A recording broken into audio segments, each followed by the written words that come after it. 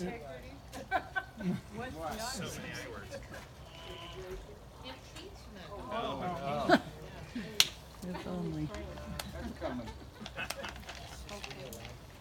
can't believe you guys are so slow. Well, there's so many. We're trying to of them. take the There's high so many road. highways. What else is concerning for you coming up?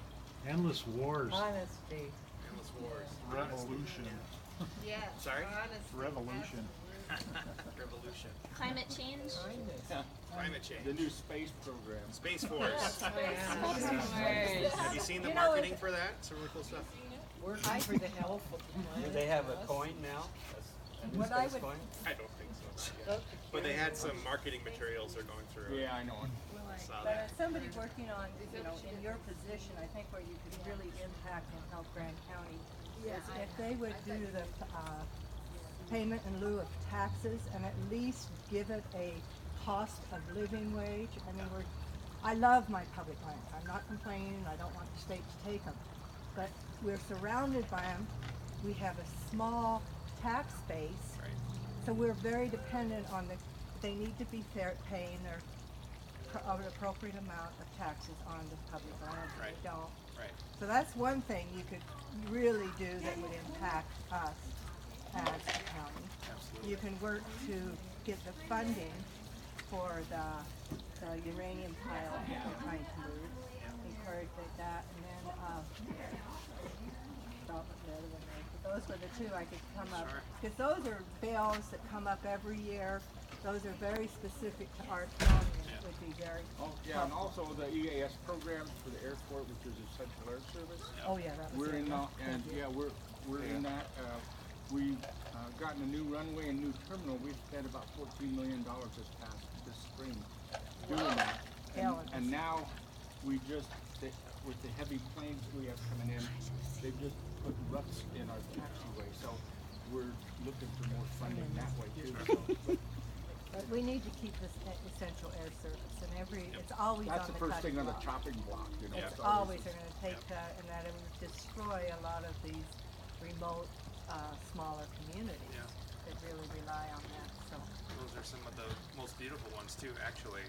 I went to one in Bozeman, Montana. It looks like you're going into a lodge. It's like incredible.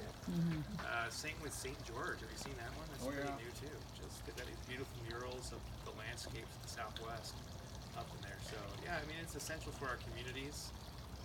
It is the basis for what I think my campaign is all about, which is empathy, which is courage. And it's about social responsibility.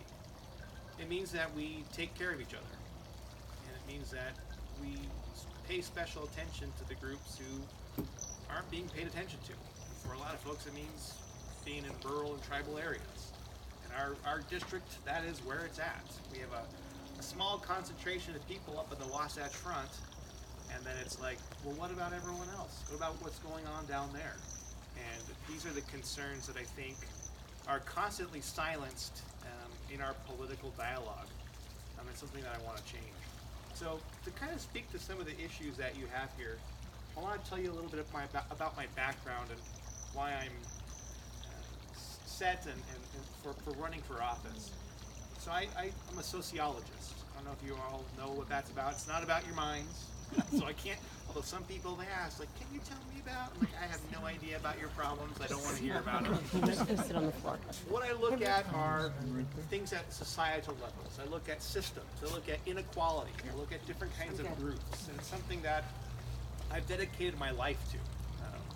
I did my undergraduate in that. I did my master's degree in community leadership, specifically looking at how to mitigate poverty in our communities. And I'm working on my PhD right now in sociology, looking at labor markets and social policy. And I'm a teacher. I'm a professor at the community college where I got my first degree. So I understand what our students are going through, and I talk about this stuff every single day. And the main problem that I see with our politics is that we have focused too much on the individual, what we call hyper-individualism. And this is problematic in many ways. The first is thus. It says, if you're a failure in this society, it's because you haven't worked hard enough to pick yourself up by your bootstraps. right, is the Horatio Alger myth, they call this. They say that if you want to become successful, then just work. Work, work, work, and you will one day get to that point. Therefore, all of the policies that are being put out of Congress, specifically from those on the conservative side, have this narrative, have this framework. Which means that when we look at welfare policies, it says, well, we can't do that because you would just become dependent on the government, on the nanny state. We need to take those things away. You should figure that out on your own. That is the exact opposite of how societies are supposed to work. Societies are based on cooperation. They're based on empathy and on working together. It's not a hand out. It's really a hand up. It's creating the environment, the systems that are in place so that if you do work hard, you can become successful. But we just don't see that right now. What we see is massive economic inequality, where 80% of the lowest Americans hold 8 to 10% of the nation's wealth. That's a lot of people and not a lot of wealth. Most of it is in that top 10 to 1%, really at that 0.1%, where they hold all of the wealth. The idea behind this was this. They said, if you take away government regulation, we'll be able to make massive profits, and that will one day trickle down to the rest of you. Well, they got half of that right. Regulation went away, the welfare state went away, all of the things that helped most of us as Americans went away, and all that profit went to the top, never came down. They said it would rise, the tide would rise and would carry all the boats. Well, their boat is a yacht, and ours are dinghies with a bunch of holes in them. We are literally sinking, no, not literally, but we are metaphorically sinking in this society, and that has to end. And part of that is the way that we view society. It is based on that social responsibility. So the things that I care about, and that I want to push in Congress, have to do with civil rights, has to do with, I mean, and this broadly too. It's looking at our landscapes and looking at global warming and climate change. It's looking at securing health care for everybody. These are essential things that we are facing in our time period. Global warming is real. We know that. The science does not refute any of that. But none of our policies are in place to show that we are doing anything proactive about it. Again, this is problematic. I'm 35 years old. I guess I'm young. I don't know. You're a baby. But I'm a millennial, right? I'm a millennial. And what I notice is that there are people who are 20 to 40 years older than me in Congress. They're not going to be around when the most detrimental effects of climate change hit our society. Absolutely. They are only worried about the next 2 to 4 to 6 years, whatever their term is. And they're worried about the money they receive from the kinds of interests that are destroying our environment. As a principle to our society, to our democracy, we have to take care of our public resources. The environment being a fundamental part of that. We can't be extracting these fossil fuels, because if we continue to do so, it's going to ruin our society, not just for this generation, but for next generation, and the next generation, and the next generation, and the next generation. That's not sustainable. So part of what informs my worldview is part of being my Navajo identity. There's these two ideas. The first is ke, which is this idea of relationships. When I find out your plans and you find out mine, we act in a certain way, right? You become my mother or my sister or whatever it is. There are responsibilities that come along with that. With this idea then of social responsibility, I see everyone in America then as part of my clan, as part of my family. I want to make sure they have the basic standard of living to lead a dignified life. The other part of this is looking at the environment. She's my mother. The air is her breath. The water is her blood. The land is her flesh. And I have to treat her with respect, otherwise she will treat me wrong. And we're starting to see this.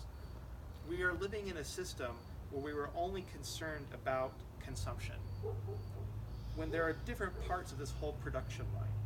How we get the resources, how the people are treated in there, how the products are produced and under what circumstances. I mean, we have iPhones. Some of these are produced in China where they used to have suicide nets around the factories to keep the workers from killing themselves. We look at our shirts that are produced in Bangladesh where they are just trying to make $100 a month. They had the Rana Plaza disaster, which completely eliminated 1,000 people in the crash of that, just so we could get this little thing of consumption to keep up with the Joneses. That is what our whole economy is about. And then we move on and put everything, we dispose of it. What happens to it? What does this mean? Can we reuse it? This is a system that is based on the idea there's infinite resources, and that we can do it whatever we want. We have a finite amount of resources on our planet. And if people are going to live the way that we do in the United States, we would need 3 to 5 more planets just to sustain that. And we don't have that. We have just the one. Well, maybe with the Space Force, we'll be able to find some more. I don't know. Well, they just found water on Mars, so Yeah, right. There's our next water source. But we see Careful of the the aliens. magnitude, the gravity of this situation, right? And I know that as a congressperson, we need to lead. We need to be able to stand up and say, this is the real problem. This is what we're facing. And you're worried about X small pet project that you have over here? That's not leadership. That's giving in to those special interests to make a small amount of wealth for a small period of time. We have a responsibility to our society and to our human race. That is what I want to bring to Congress. The other part of the